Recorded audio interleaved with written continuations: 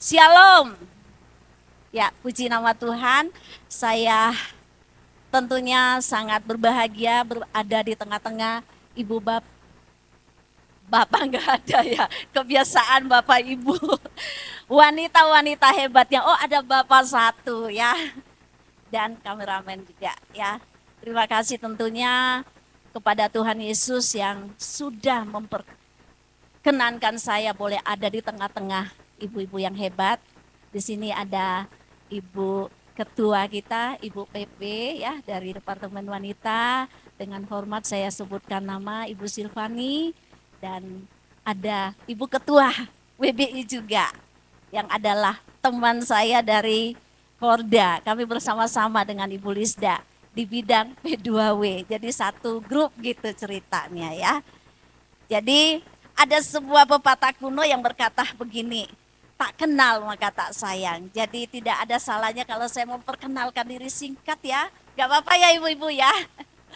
Oke, ini kali pertama saya ada di depan ibu-ibu yang hebat ya. Walaupun mungkin pernah kita ketemu di jalan atau pas ada acara diselenggarakan di Eklesia kita bertemu sapa. Tapi untuk pelayanan baru pertama kali ya. Oleh karena itu saya akan memperkenalkan diri sejenak. Nama lengkap saya mungkin sudah di flyer ya. Justina Madia Marampa, nama Rampa di belakang itu menandakan itu saya dari mana ya.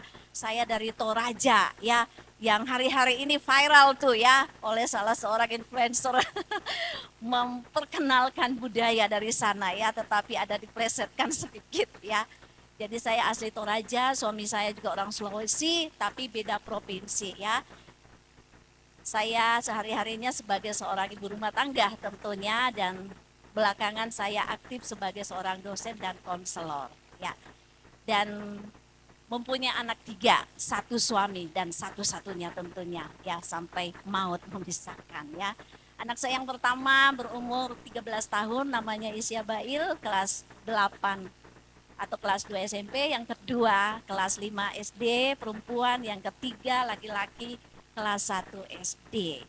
Saya pikir cukup ya. Oke.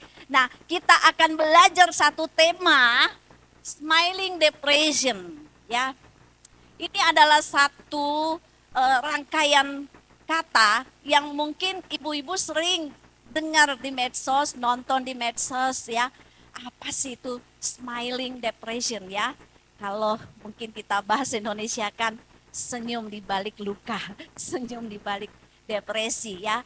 Kalau kita mendengar kata depresi ya ibu-ibu, yang ada di benak kita apa?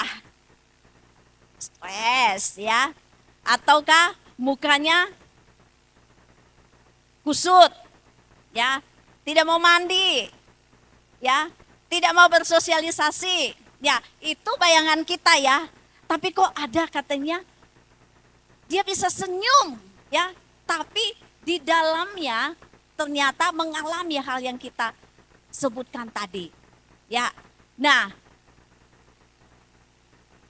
saya mau tanya dulu ya, kapan terakhir kalinya kita tertawa sama dengan yang di hati?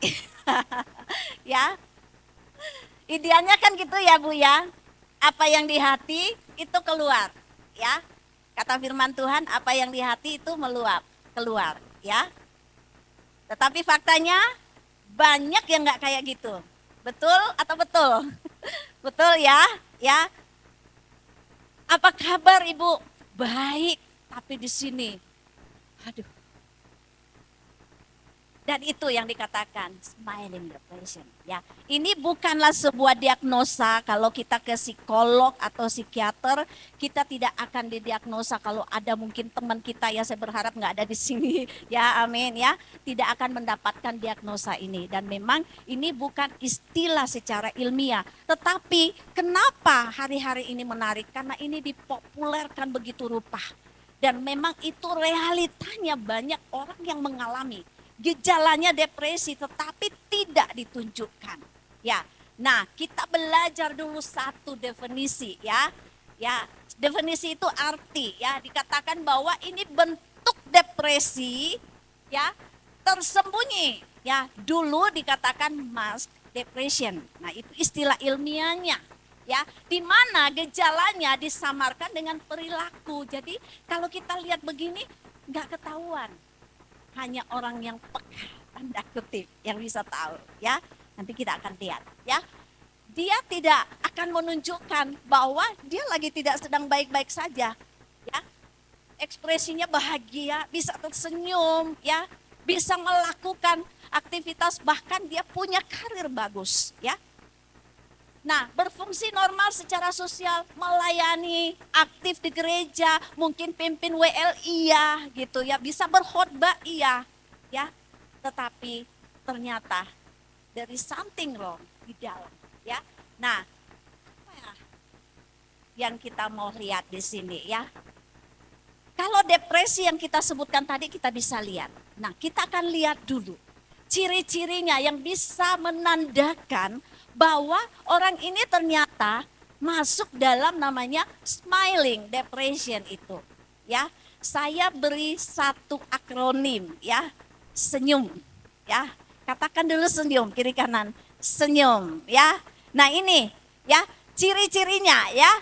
Kalau kita melihat seseorang, tapi jangan langsung mengatakan, kayaknya ibu smiling depression deh, ya.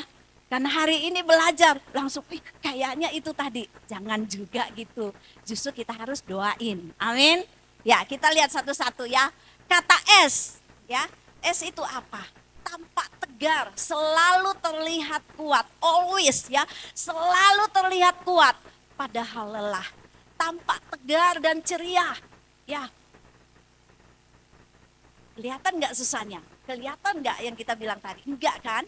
Ya, menyembunyikan kelemahan. Ya, sering berkata, I'm okay, aku baik-baik saja. Ada yang mengatakan, apa kabar Bu? Kayaknya ada yang lain. Enggak kok, aku baik-baik aja.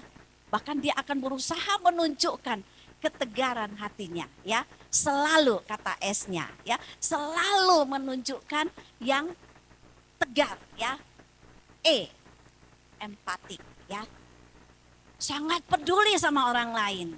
Enggak salah, memang kita dipanggil untuk peduli, betul? Ya. Tetapi ada tetapinya, ya. Tapi menolak untuk dibantu.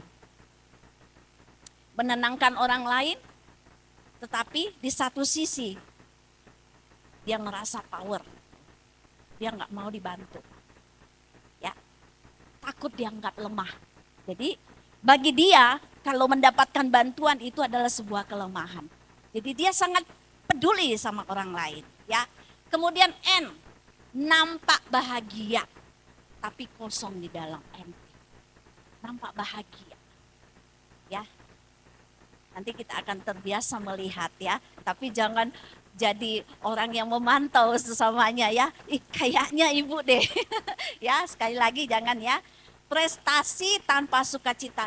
Dia mendapatkan semuanya. Kalau kita lihat, ya, gak ada yang kurang sama dia. Saya pernah menemukan orang begini, ya. Akhirnya dia mengakui. Secara status iya, punya karir bagus. Tetapi dalam pembicaraan panjang dengan dia mengatakan bahwa itu gak ada apa-apanya. Tapi kalau orang melihat dia punya prestasi yang begitu luar biasa, dia bisa tertawa. Bahkan mungkin tertawanya lebih daripada orang pada umumnya, ya. Begitu excited dia. Tetapi itu hanya polesan di luar, ya. Dan Y-nya dia selalu yakin, ya. Ini semua ini positif, ya. Kalau kita lihat, betul nggak? Ada yang negatif nggak? Nggak ada kan, ya. Yakin harus kuat dan dia perfect, ya. Dia sangat perfect. Tidak mau ada yang kurang. Kita didesain Tuhan bukan untuk menjadi paling sempurna. Setiap kita punya kekurangan. Dan Tuhan mau kita mengakui itu. Tetapi bagi orang yang berada di wilayah ini, ketika ada sesuatu yang tidak seperti yang dia harapkan, dia akan pikirkan berlarut-larut. Dan dia harus tampil se-perfect mungkin. Dan yang lebih miris menurut saya, dia tidak mau berkata tidak pada orang lain. semua dia akomodir, ya. Takut mengecewakan orang. Dia udah tahu dia lelah. Dia udah tahu, aduh kayaknya aku udah nggak mampu. Tetapi dia mau tampil, oke, ya. Dia tidak mau mengecewakan orang lain. Dan bagi dia kasih itu diukur dari apa yang bisa dia lakukan. Apa yang bisa aku lakukan? Kalau bisa lebih dan lebih lagi. Salah enggak? Enggak salah. Enggak salah. Tetapi dia tidak lakukan dengan seperti tadi, dari dalam keluar. Dia hanya mau kelihatan dari luarnya saja. Ini yang membuat dia terpuruk. Dan U-nya apa? Usaha keras untuk menutupi apa? Kelelahan batin itu. Dia lelah, tetapi dia harus maksimal. Ya, mungkin kita pernah mendengar orang yang sudah nggak bisa tidur, ya, dia sebenarnya ngantuk, tapi karena dia harus menampilkan sesuatu yang lebih dalam ukurannya dia, akhirnya dia minum obat, ya, supaya dia bisa on terus, ya. Padahal di dalamnya, kalau boleh saya bahasakan itu udah udah nangis gitu ya. Aduh sudah dong, tapi dia harus tetap menjaga performanya supaya dia tetap kelihatan baik, ya. Sibuk terus sebagai pelarian, ya. Hati-hati kalau kita menganggap bahwa kita sibuk tapi tidak efektif, ya. Sibuk oke, tapi sibuk tapi kok kayaknya sibuk terus tapi kok nggak ada hasil. Nah, ini hati-hati, ya. Sibuk sendiri. Menghindari emosinya sendiri. Dia tahu aku lagi sedih tapi dia deny. Enggak kok. Lalu dia pakai ayat-ayat Alkitab lagi. Tuhan bilang kan bersyukur selalu. Iya bersyukur selalu. Tuhan bilang. Ya, dia mulai mencomot-comot ayat untuk meyakinkan padahal dia lagi sedang rapuh. Merasa hampa, M yang terakhir ya. Merasa hampa secara spiritual. Nah, ini puncak dari seseorang yang mengalami smiling depression. Dia hampa secara spiritual. Doa iya, pelayanan iya, tetapi itu hanya sebagai rutinitas bagi dia. Di dalamnya kosong. Dan pada akhirnya dia merasa tidak layak. Ini yang bisa kita lihat. Dan ibu-ibu, mengapa ini terjadi? Hari-hari ini kalau kita perhatikan ya, tuntutan tekanan sosial. Kita lihat media-media sosial semua memposting yang bisa dijawab. Ada yang posting yang susah. Kalau ada pun yang posting yang susah itu susah sekali ya. Itu rentang jaraknya itu jauh. Yang susah sekali diposting atau yang sangat bahagia gitu ya. Saya dengan teman-teman lagi membuat sebuah riset ya untuk meneliti orang-orang yang suka memposting ya, apakah itu betul-betul ya kondisinya real ataukah berada di wilayah ini ya, menunjukkan kebahagiaan semu ya. Tekanan sosial untuk selalu tampak kuat. Dan ini bisa terjadi pada hamba-hamba Tuhan, pada pelayan-pelayan Tuhan. Pada kita yang menuntut kita harus tampil baik ya. Menolak yang namanya ya masa sih pendeta bersedih, gimana dong menguatkan jemaatnya? Masa pendeta begitu? Masa hamba Tuhan begitu? Kata-kata itu bisa menjebak kita sehingga kita mendinai, menyangkali emosi kita. Padahal Tuhan mendesain kita adalah makhluk yang beremosi. Gak ada yang salah kok kita menangis, gak ada yang salah kita sedih, tetapi pada porsinya. Amin. Dan ini yang dunia mau untuk kita ikuti. Kita mau menampilkan sesuatu yang hebat, padahal tidak seperti itu. Luka masa lalu yang kedua, luka masa lalu yang tak tersentuh. Mungkin kita pernah dengar istilah inner child atau unfinished business, luka yang belum diselesaikan. Kalau dulu kita diasuh dengan pola otoriter, ya nangis nggak boleh. Kalau nangis dianggap cengeng. Kalau nangis dianggap lemah di daerah-daerah tertentu ya, dan saya pikir untuk timur juga sebagian besar seperti itu ya. Apalagi laki-laki. Laki-laki nggak boleh nangis. Kata siapa? Kita semua berhak untuk mengekspresikan emosi kita. Kasus yang saya temui banyak begini. Dia memendam masa lalu sehingga bagi dia, saya harus tampil perfect. Saya harus tampil menunjukkan sesuatu. Karena saya dulu dibeginikan. Saya dulu diperlakukan seperti ini. Luka yang tidak pernah disembuhkan. Luka yang tidak pernah dipulihkan. Akan membawa seseorang berada di dalam topeng atau kemunafikan. Yaitu smiling depression. Yang ketiga, kelelahan emosional. Akibat menahan perasaan. Tidak pernah divalidasi emosinya. Masuk dalam pernikahan, bertemu dengan orang tanda kutip tidak tepat, ya. Menangis, ngapain sih kamu nangis? Karena dulu waktu kecil selalu dikatakan nggak boleh nangis. Sedih, gitu aja kamu sedih. Kan tuh percaya dong sama Tuhan. Padahal dalam hatinya aku percaya kok sama Tuhan. Akhirnya dia meragukan tentang dirinya, ya. Dia meragukan tentang imannya. Dan dia harus tampil menyangkali apa yang ada di dalam dirinya. Secara teologi, ya, ada banyak orang yang salah paham tentang iman sejati. Iman sejati, orang mengatakan tidak boleh sedih. Kalau kita membaca Alkitab, Yesus pernah menangis, Yesus pernah sedih. Betul ibu-ibu? Ya, artinya bahwa yang kita katakan emosi negatif itu enggak salah. Kita bisa mengekspresikannya. Itu bukan tanda bahwa kita tidak beriman. Itu bukan tanda bahwa kita tidak percaya Tuhan. Justru di sana kita melihat bagaimana karya Tuhan memberikan kita kemampuan untuk bisa mengekspresikan. Ketika saya marah, ketika saya sedih, ketika saya bahagia, saya bisa mengekspresikannya dengan anugerah yang Tuhan berikan pada saya, bukan untuk menyangkali. Amin. Ya, penyebab umumnya tadi perfect, ya, tuntutan diri tinggi, ya. Orang merasa harus selalu kuat. Ketakutan dihakimi. Apa kata orang? Sehingga hidup kita itu bukan apa kata Tuhan, tapi apa kata orang? Apa kata orang kalau saya begini? Apa kata orang kalau saya begini? Semua tentang apa kata orang. Kapan kita berkata, ini apa kata Tuhan?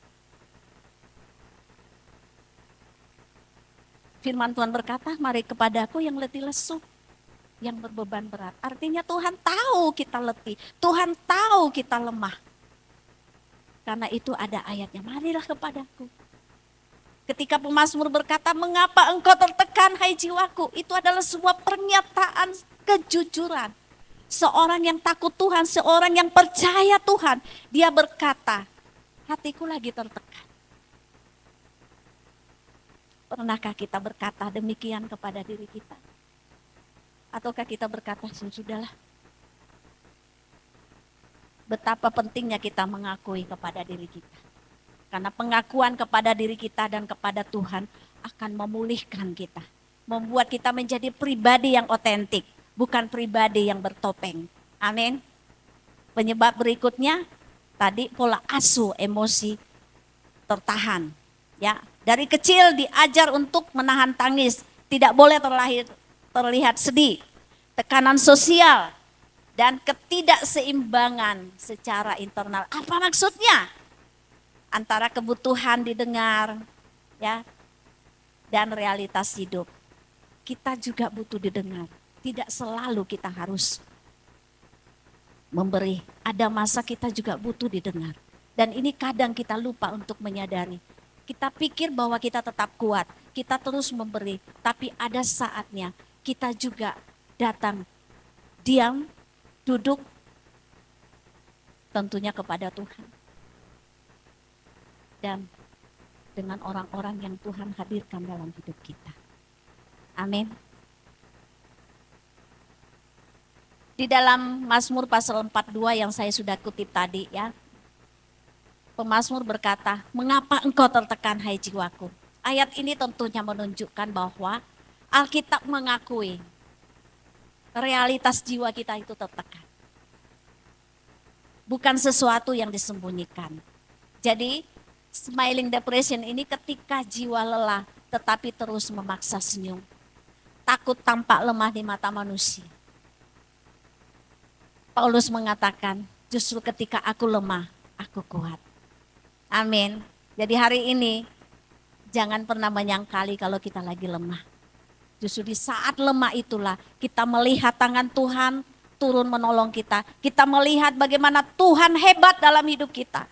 Kalau kita berjalan hanya melihat kekuatan kita, kita akan menjadi pribadi yang sombong dan mengatakan, oh ini karena aku. Tapi pada saat Tuhan izinkan kelemahan itu, maka saatnya kita akui. Bukan untuk terus bertahan, bahwa aku tetap kuat. Ibu-ibu yang hebat, apa bahaya dari smiling depression ini? Tidak terdeteksi karena tampak bahagia. Tetapi pada akhirnya melakukan satu tindakan yang fatal dan nekat. Ibu-ibu mungkin lihat di media ada anak-anak, mungkin penyebabnya ya bully. Tetapi kita lihat tadinya happy-happy, baru habis bimbingan dengan dosennya, baru habis kumpul-kumpul dengan temannya, tiba-tiba kita dengar sudah gak ada. Bisa jadi dia masuk dalam wilayah ini. Resiko bunuh diri meningkat. Karena mereka punya energi cukup untuk bertindak, tetapi tidak punya harapan untuk hidup. Dan biasanya orang seperti ini selalu berkata, aku capek. Tetapi tidak ada solusi bagi dia. Dalam bahasa-bahasa setiap hari, dia bergumam kata capek. Tetapi dia tidak punya daya untuk keluar dari itu. Dan pada tahap yang sudah dia tidak bisa sanggup, akhirnya bunuh diri yang menjadi solusi bagi dia. Nah ibu-ibu, saya yakin Tuhan hadirkan kita di tengah-tengah dunia ini bukan untuk diri kita. Di sekeliling kita ada banyak orang-orang yang mungkin selama ini kita tidak sadari ada orang-orang seperti ini. Bagaimana kita mengenali dan menolong mereka? Pekah pada bahasa halus. Saya pakai istilah ini ya. Karena seringkali kita pikir bahasa yang kita pakai itu udah baik. Misalnya bersyukurlah, gak salah. Tetapi orang dalam keadaan tahu kita ngomong begitu, dia akan deny. Aku bersyukur kok ya. Nah biasanya ungkapan-ungkapan seperti ini yang muncul. Aku capek tapi gak tahu capeknya kenapa. Mungkin ada yang pernah curhat sama kita dengan bahasa seperti ini. Aku bersyukur, tapi rasanya tetap kosong. Aku harus kuat, karena kenapa? Banyak orang bergantung padaku. Aku pemimpin, aku ibu, aku harus membesarkan anak-anakku. Kalimat seperti ini mungkin adalah sinyal dari smiling depression. Jadi kita tidak sekedar mendengarkan, tetapi kita care dengan apa yang dia sampaikan. Yang kedua, kita bangun relasi tanpa harus menilai, tanpa harus menghakimi. Orang dengan smiling depression butuh ruang yang aman. Tanpa tuntutan, tanpa harus mengatakan, kamu kurang doa kali. Makanya rajin doa puasa, enggak salah. Tapi mungkin cara menyampaikannya yang tidak tepat. Jangan sampai bahasa kita yang kita anggap itu baik, tapi justru membuat orang terpuruk. Yang ketiga, dorong untuk jujur dalam doa dan diri. Yang berikutnya, kalau memang mereka butuh orang-orang yang lebih tanda kutip rohani, bawa mereka, ajak mereka. Jangan biarkan mereka dalam keadaan dengan kata-kata seperti yang saya sampaikan tadi di bagian A. Dan di posisi inilah adalah waktu di mana Tuhan berikan untuk kita bisa bicara banyak kepadanya. Atau mendengarkan apa yang dia sampaikan. Menjadi pendengar yang aktif. Menjadi orang yang ada dan menjadi orang yang dianggap bahwa dia merasa aman ketika ada dekat kita. Mungkin kita tidak berkata-kata, tapi kehadiran kita bisa membuat dia aman. Dan saya percaya komunitas seperti ini, ya tadi saya dengar dari Ibu ya bahwa kita ada kelompok-kelompok di sini ya, kelompok yang bisa membuat dia bisa bersuara, saya pakai kata bersuara ya, yang dia bisa percayai. Karena di luar sana gak ada lagi orang yang dia percayai. Tapi kalau ada kelompok kecil yang bisa mengakomodir, bisa mendengarkan tanpa harus dihakimi, maka orang-orang seperti ini bisa terselamatkan. Kita lihat dalam pandangan iman Kristen seperti apa tentang smiling depression ini. Tuhan itu dekat kepada orang yang patah hati. Dan ia menyelamatkan orang yang remuk jiwanya. Tuhan tidak pernah menolak kita. Dia peduli hati kita. Bahkan kitab Wahyu berkata Tuhan tahu seberapa batas kemampuan kita. Tapi yang Tuhan mau kita datang kepadanya. Kadang mengenali smiling ini berarti belajar melihat air mata yang tidak terlihat. Karena pekerjaan saya, boleh bilang pekerjaan ya, pelayanan lah ya sebagai seorang konselor. Hari-hari banyak saya melihat orang-orang begini. Ketika saya konseling online, awalnya dia begitu tertawa lepas. Tetapi begitu kita udah bicara, semua tertumpah. Berapa kali saya kaget-kaget orang yang hebat menurut saya. Tetapi ternyata dalamnya Tuhan tidak memanggil kita untuk menjadi orang yang hebat di luar. Tapi Tuhan mau kita dipulihkan dari dalam. Saya tidak tahu luka-luka apa yang pernah kita alami di masa yang lalu. Yang membuat kita menjadi orang yang kelihatannya kuat. Tetapi justru membuat kita semakin terpuruk. Ini adalah sebuah realitas yang harus kita terima, bukan kita hindari. Amin. Fakta bahwa kita luka, iya. Fakta bahwa kita pernah mengalami kekecewaan, kegagalan, ya itu realita. Tapi realita bukan untuk dihindari. Realita bukan untuk kita sangkali, untuk kemudian kita tampil tidak seperti apa adanya.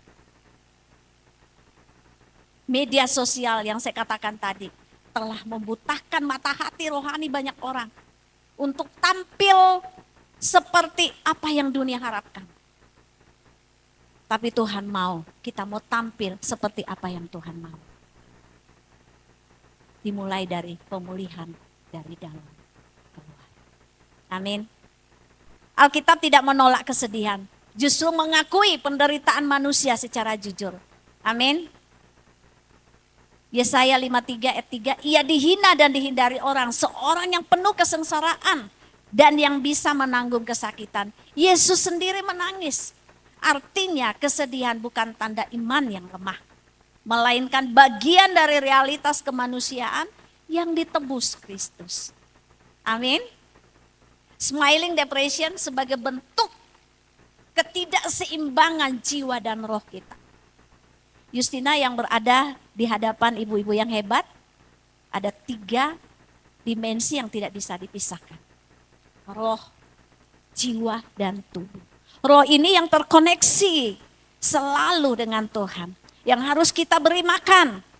Seperti tubuh yang kelihatan. Makanannya apa? Doa, pujian, penyembahan tiap hari. Baca kitab suci seperti lagu sekolah minggu.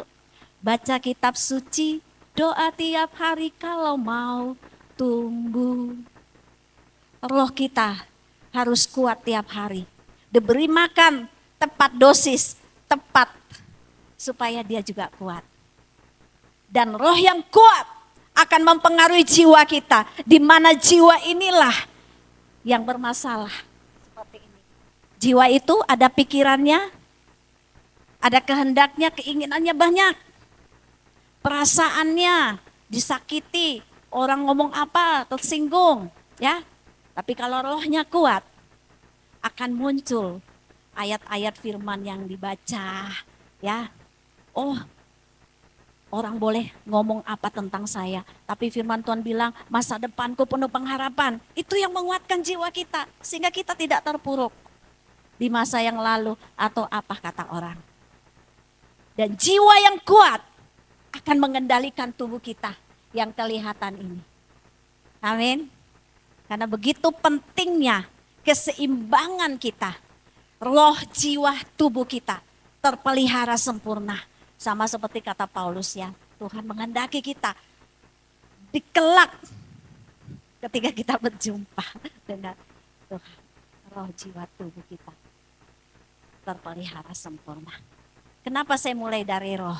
Ya, bukan dari tubuh, jiwa, dan roh. Ya, karena roh kita yang menentukan apa yang dilakukan oleh Tuhan.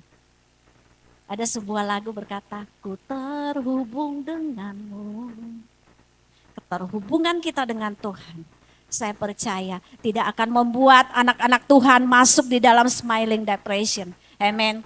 Tapi kita akan menjadi pribadi yang otentik, pribadi yang mau mengakui kalau aku sedih, aku juga capek, aku juga letih.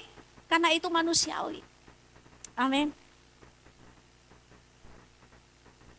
Topeng kekuatan adalah dosa keangkuhan. Dan ini yang dipertontonkan oleh dunia saat ini. Karena kita tidak membiarkan Tuhan menjadi penolong kita. Kita menganggap bahwa kita kuat, padahal kekuatan kita terbatas. Makanya gak salah kalau Rasul Paulus berkata, justru dalam kelemahanku lah kuasa Tuhan nyata. Justru dalam kelemahan kita, justru dalam keadaan yang kita tidak sanggup, di sana Tuhan berkarya. Amin. Berikutnya, kita belajar menekan emosi dengan terlihat rohani. Itu yang dunia pertontonkan saat ini. Namun, Allah, Tuhan kita justru memulihkan saat kita jujur. Dunia mengatakan kalau kita lemah, maka kita dianggap rendah, inferior gitu ya. Tapi di hadapan Tuhan, kalau kita jujur, maka di sana Tuhan bekerja. Amin. Hari ini saya percaya kita mau jujur di hadapan Tuhan. Katakan ke kiri kanannya, kita harus jujur. Amin. Oke, dikit lagi ya. 5 menit lagi ya. Langkah kecil menuju pemulihan dari smiling depression. Ya. Ada 4 poin. Jujur kepada Tuhan. Akui rasa lelahmu. Tuhan tidak menolak air matamu. Bahkan Tuhan berkata, air mata kita dia taruh di mana? Kirbatnya. Amin. Hebat gak Tuhan kita? Hebat. Izinkan orang lain menolongmu. Kita ini bukan manusia super. Berdua lebih baik daripada sendiri. Amin. Tuhan hadirkan kita di tengah-tengah komunitas. Ada orang-orang di sebelah kiri kanan kita. Istirahatlah di hadapan Tuhan. Ada sabat. beristirahat, diam diri di kaki Tuhan. Kenapa Yesus berkata kepada Maria, Maria melakukan sesuatu yang lebih baik yang akan diingat selama-lamanya. Karena dia duduk diam di kaki Tuhan. Jangan biarkan aktivitas pelayanan menyita waktu kita tanpa kita duduk di kaki Tuhan. Amin. Pelayanan kita boleh berjalan. Tetapi satu hal yang jangan kita lupakan. Duduk diam di kaki Tuhan. Dan di sana kita mendapatkan kekuatan yang baru. Di sana kita mendapatkan inspirasi-inspirasi. Di sana kita mendapatkan apa yang tidak ditawarkan oleh dunia. Amin. Miliki waktu bersama dengan Tuhan. Yang keempat, gantikan senyuman palsu dengan sukacita yang dipulihkan. Amin. Hari ini tidak ada lagi yang memperlihatkan senyum palsu. Ya. Tapi semua itu akan kelihatan dari dalam keluar. Beda loh, ya. Pernah lihat nggak? Ya, ya. Saya yakin beda, ya. Senyum kita akan beda kalau senyumnya itu dari hati yang dipulihkan, ya. Pertanyaan untuk kita renungkan. Tentunya ini kita jawab secara pribadi. Di bagian hidup mana saya tersenyum untuk menutupi luka?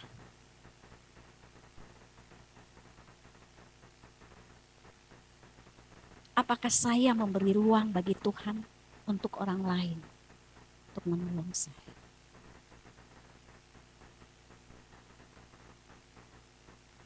Saya tidak tahu apa yang menjadi pergumulan ibu-ibu sekalian. Tapi hari ini saya yakin bukan hari yang kebetulan. Saya yakin hari ini adalah hari pemulihan bagi setiap kita. Amin. Di bagian hidup mana saya tersenyum untuk menutupi luka? Tidak ada luka yang tidak bisa disembuhkan di dalam Tuhan. Seberat apapun luka itu, Tuhan sanggup menyembuhkan. Asal kita mau jujur, datang akui di hadapan Tuhan. Tuhan hadirkan orang-orang di sekitar kita. Apakah kita memberikan ruang bagi Tuhan untuk orang lain, untuk menolong diri kita? Dan yang ketiga, apa langkah kecil yang bisa saya ambil? Nanti katakan pakai nama sendiri. Dalam minggu ini, untuk lebih jujur dan pulih. Semoga perenungan ini membuat kita menjadi lebih pulih. Membuat kita menjadi sekali lagi pribadi yang Tuhan mau. Tuhan datang ke dunia ini untuk membawa kita kembali kepada rancangannya yang semula. Dunia ini sudah jatuh dalam dosa. Dan Tuhan tidak mau kita hidup di dalam dosa. Tuhan mau mengembalikan kita kepada apa yang Tuhan mau. Yang telah dirampas iblis. Yang telah diambil oleh iblis dari kita. Tuhan mau kita datang kepadanya. Saya tutup dengan doa. Saya mengajak kita bangkit berdiri.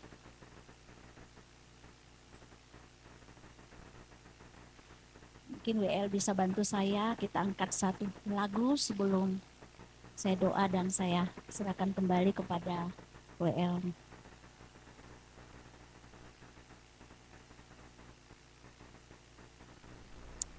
Ada sebuah lagu yang mengatakan bahwa hidup ini ditentukan oleh Tuhan.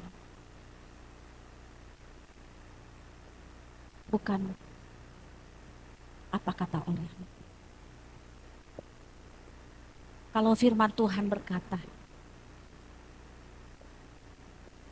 marilah kepadaku yang letih lesu, yang berbeban berat. Dia akan memberikan kelegaan kepada kita. Maka kita datang kepada. Kalau firman Tuhan berkata, rancangan Tuhan adalah rancangan yang penuh damai sejahtera. Maka jangan pernah mendengarkan, apalagi masukkan dalam hati apa yang dikatakan manusia, bahwa kamu tidak akan pernah berubah. Di dalam Tuhan ada masa depan. Di dalam Tuhan ada kesempatan untuk berubah, untuk pulih seperti yang Tuhan. Kita mau katakan, hidupku menggenapi firman-Mu. Kita ada di dunia ini untuk menggenapi setiap janji-janji Tuhan. Tidak ada satupun firman Tuhan yang tidak digenapi. Bagian kita adalah percaya bahwa Tuhan sanggup melakukan lebih daripada yang kita pikirkan. Tuhan sanggup melakukan lebih daripada apa yang kita rasakan hari ini. Hidupku menggenapi firman. Thank you Jesus. Engkau tahu Tuhan apa yang kami alami Tuhan. Tidak ada satupun yang tersembunyi di hadapan-Mu Tuhan. Mungkin di mata manusia kami bisa menyembunyikan, tapi di hadapan-Mu tidak ada satupun yang tersembunyi. Firman-Mu Tuhan akan terjadi Tuhan, digenapi di dalam setiap kami Tuhan. Haleluya Tuhan, haleluya. Yes my Lord. Kita angkat sekali lagi lagu ini. Tuhan Yesus. Hidupku menggenapi firman-Mu. Thank you Jesus. Tanda mukjizat sertai tiap langkahku. Amin Tuhan. Kau bersamaku di jalanku, jadi bukti kebesaran-Mu. Jadi bukti kebesaran-Mu Tuhan. Jadi bukti kebesaran-Mu. Jadi bukti kebesaran-Mu. Terima kasih Tuhan. Hamba berhenti berkata-kata Tuhan, tapi firman-Mu tidak pernah kembali dengan sia-sia. Firman-Mu akan berkarya dalam setiap kami Tuhan. Firman-Mu akan mengubah kami Tuhan menjadi pribadi seperti yang Tuhan mau. Terima kasih Tuhan. Kami kembalikan segala kemuliaan, segala puji, segala hormat, pengagungan hanya kepada-Mu Tuhan. Dalam nama Yesus kami berdoa.